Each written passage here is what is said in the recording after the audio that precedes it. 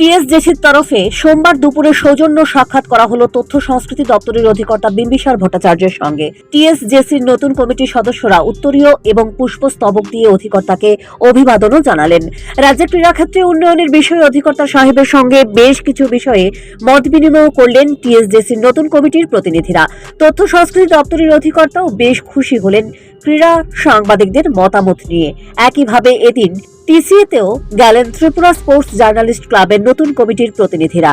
টিসিএর সচিব সুব্রত দে সহ সচিব জয়ন্ত দে এবং ট্রেজারার বাসুদেব চক্রবর্তীকেও টিএসজেসির নামাঙ্কিত উত্তরীয় এবং পুষ্পস্তবক দিয়ে অভিবাদন জানালেন। এদিনের এই দুটো সৌজন্য সাক্ষাতে টিএসজেসির হয়ে গেলেন সভাপতি সরোজ চক্রবর্তী, সহসভাপতি সুপ্রভাত দেবনাথ, সম্পাদক অনির্বাণ দেব, ট্রেজারার উৎপল ভট্টাচার্য এবং কার্যকরী দুজন সদস্য অভিষেক দে ও Biplab Chanda. Bureau report, news prime Tripura.